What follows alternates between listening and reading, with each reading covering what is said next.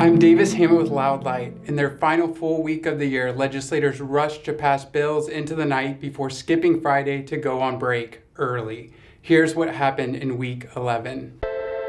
The legislature passed a budget that would put Kansas in a $500 million budget hole in just a few years. The budget carrier, Representative Troy Waymaster, acknowledged that with the budget, Kansas had a tough road ahead.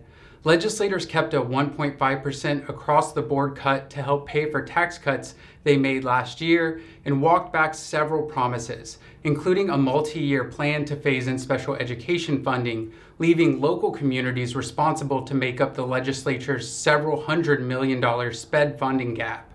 With an early adjournment this year, the legislature will be gone before state revenue projections are released, leaving the state in an unclear financial position.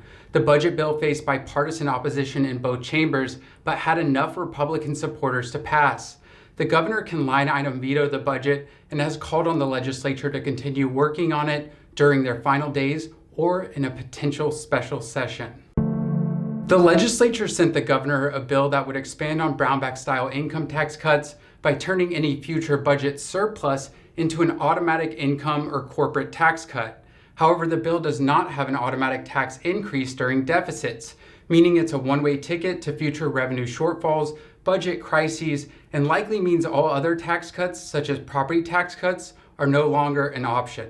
A veto is likely, but given its Republican supermajority support, an override of that veto could happen. The legislature passed a bill that would add anti-abortion language into both family and tax law.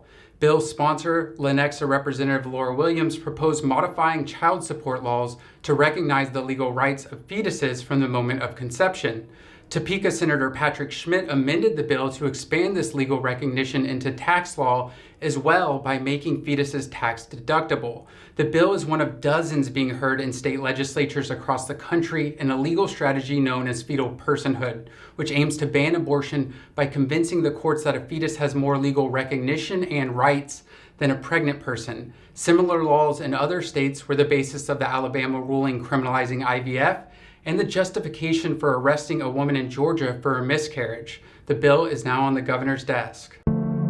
After 4 years of coming up short, Republican legislators overrode the governor's veto by a single vote and forced into law a bill that will throw out thousands of mail ballots each election. The law abolishes the 3-day grace period, which was passed unanimously in 2017 to address federal mail delivery times slowing down due to USPS closures. Initially, the vote failed until Manhattan Representative Angel Roser flipped her vote to override. Kansas will now have the fewest days in the entire country between when ballots are mailed out and when they must be received back at the election office. The law was pushed through by Leavenworth Representative Pat Proctor, who described it as a way to chip away at voter access in Kansas.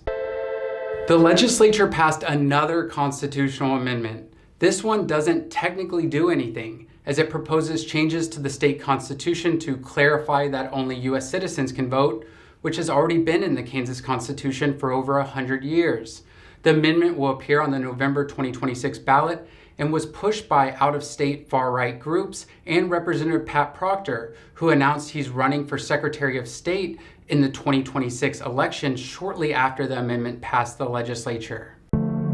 The legislature will return on April 10th for a short half week to wrap up, attempt to override vetoes, tweak the state budget, and maybe more. Stay tuned, stay engaged, and until next time, thank you so much, Kansas.